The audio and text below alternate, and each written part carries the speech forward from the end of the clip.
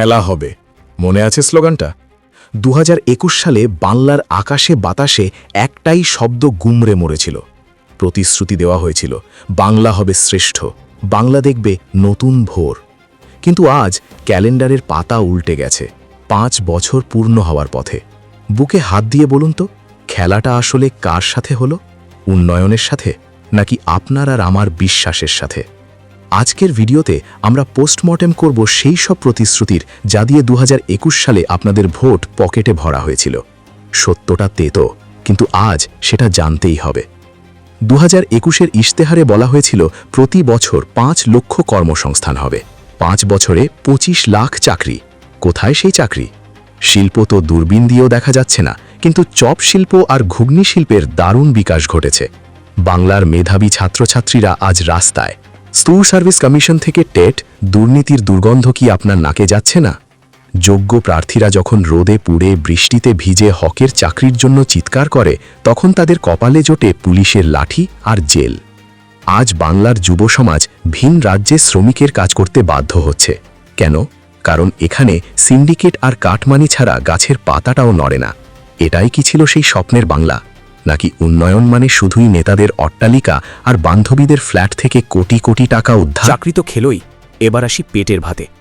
Ration ব্যবস্থা, যা গরিব মানুষের বেঁচে থাকার শেষ সম্বল, সেখানেও থাবা বসিয়েছে এই শকুনের দল। কেন্দ্র সরকার যে চাল গম পাঠায় গরিবদের জন্য, সেটা খোলা বাজারে পাচার হয়ে যাচ্ছে। চাল চোর, গম চোর, এই অপবাদ কি বাংলার প্রাপ্য ছিল? হাজার হাজার কোটি টাকার রেশন দুর্নীতি, কৃষকের ফসল আর গরিবের মুখের গ্রাস চুরি করে যারা নিজেদের প্রাসাদ বানায়, তারা আর যাই হোক জনদরদি হতে পারে না। নেতারা আজ জেলে, কিন্তু তাদের তৈরি করা সিস্টেম কি বদলেছে? বিন্দু মাত্র না।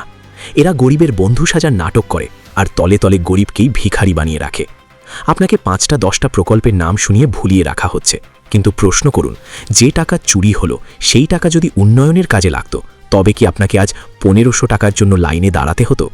চাকরি চুরি, রেশন চুরি, কয়লা চুরি, বালি চুরি, তালিকা শেষ হবে না। রাজ্যটাকে আজ দুর্নীতির আতুর ঘরে পরিণত করা হয়েছে, আর এসবের প্রতিবাদ করলেই আপনি বিরোধী, আপনি শত্রু। মা মাটি মানুষ স্লোগানটা শুনতে খুব ভালো লাগে, তাই না? কিন্তু বাস্তবে মা কি সুরক্ষিত? সন্দেশখালি থেকে শুরু করে রাজ্যের আনাচে কানাচে তাকালে কি দেখা যায়? প্রশাসন আজ দলের ক্যাডারে পরিণত হয়েছে, আইন শৃঙ্খলা আজ তলানিতে। আর আপনাকে 5টা 10টা প্রকল্পের নাম শুনিয়ে ভুলিয়ে রাখা হচ্ছে। কিন্তু প্রশ্ন করুন, যে টাকা চুরি হলো সেই টাকা যদি উন্নয়নের কাজে লাগত, তবে কি আপনাকে আজ 1500 টাকার জন্য লাইনে দাঁড়াতে হতো? চাকরি স্বাবলম্বী হতে দেওয়া হচ্ছে না, যাতে আপনি সারা জীবন এদের দয়ার ওপর বেঁচে থাকেন।